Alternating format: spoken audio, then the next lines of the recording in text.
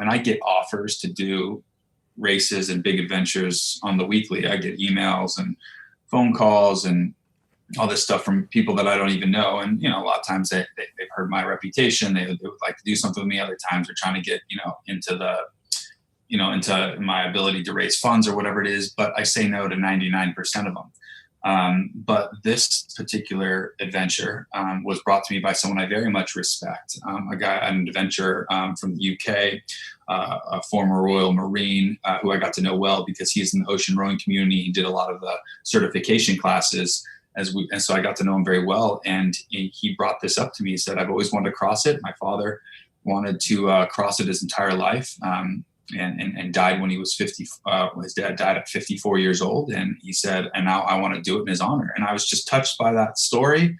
I respect this and trust this man. I would do something with him, which is rare because you'll hear most adventurers tell you that there's very few people. There's a short list of people they do stuff with, but this guy I would. And as I started to research it, and I was enamored by it, and it seemed romantic, and it sounds kind of silly to say, but that stuff matters. And so I started to become obsessed, and that's usually how most of my campaigns start, is through an obsession that I can't quite quench unless I do it. And so that's how we took it. But you're right. I mean, I was the rower guy. I rowed in college. I rowed in an elite team. I rowed 2 oceans. Like, kind of people are like, stay in your lane, man. Just keep rowing. But I wanted to prove that it wasn't that I wasn't just a good rower, but that it's up here and it's mental and it's building teams that really matters. I said, this is talk about the opposite end of the spectrum. Terra firma with not a drop in sight. Let's do it. We spent about 1.5 years training for it, and then that's what happened. And it didn't, as almost all of these things happen, it didn't go according to plan.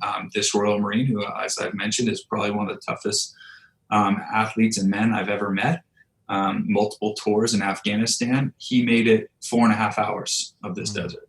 We started, and 4.5 hours later, he was showing signs of heat stroke and had to take assistance from the support crew and the camera crew that were following us. And so he was out because it had to be unassisted. We couldn't take anything from them. Yeah. 1.5 days later, one of my closest teammates, Angus Collins, who I do almost all my adventures with at this point, is like a brother to me. He made it another 1.5 days, and he passed out and smashed his head on a rock, and he was out.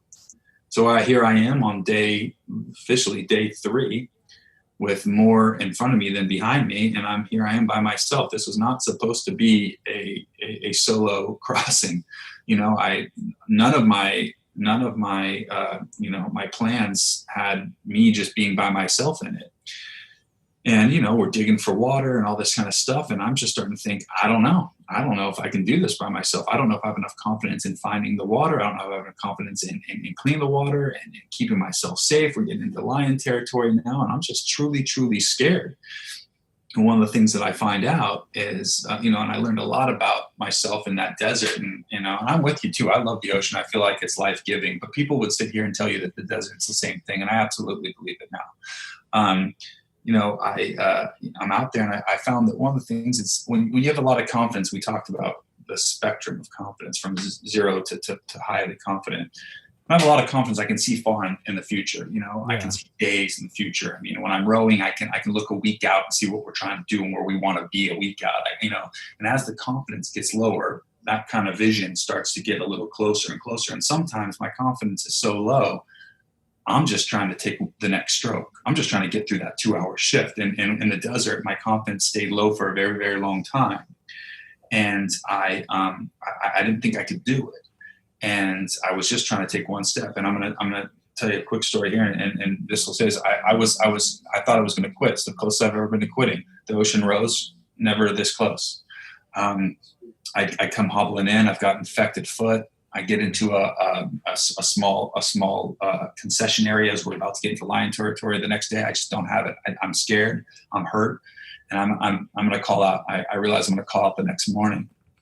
And this small kid, he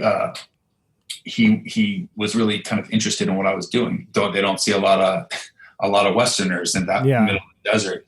And he was watching me and getting my tent set up. And then as the sun went down, he came out and he wanted to talk to me. And he knew English. He was actually ended up going to school in the capital of Namibia. And so he was able to, so he knew English pretty well. And, I don't know what to say to this kid. We don't have much in common. So he's 18 years old. And so I just say like, what do you want to do? Like, what are you going to do with with your life? What are you going to do when you grow up? That's just kind of what you say to kids. Yeah. And he says, I want to be a pilot without hesitation. I'm going to be a pilot. And I'm in the middle we're in the middle of the African desert. This is incredible. And he just like that says he wants to be a pilot. I said, have you ever been on a plane? He goes, no, I've never been on a plane. I said, have you ever even seen a plane? And he points to the sky. Sometimes they cross. Yeah. And here I'm realizing at this moment, this kid's never going to be a pilot. Like, I hate to say it, this sounds very harsh, but he's not going to. He is in the middle of nowhere. His parents have already passed away. He's now being taken care of by his older brother and his aunt. They are responsible for this concessionary where they get paid a very meager sum of money to handle this part of the wildlife. Make sure that if the poachers come in, they call people, all this kind of stuff. This kid's never going to be a pilot. But his conviction for it, his hope for it. And I thought to myself, man, I'm out here just trying to cross this desert that he calls his home. I've got everything available to me. I've got every single thing I need at my disposal to make this crossing. This kid's got nothing. And his hope is I'm still going to be a pilot. And I don't know where he is today. I wish I did. I assume he's in the same place, but little does he know he's out there half a world right now. But when I woke up the next morning, I never told anyone that I thought about quitting. I put my gear back on, packed my pack, made sure I had enough water, and I went on. No one ever knew that was in my lowest day, but that kid saved me because, again, that's what these adventures do. They give you this unique perspective that is almost impossible to find in our day-to-day.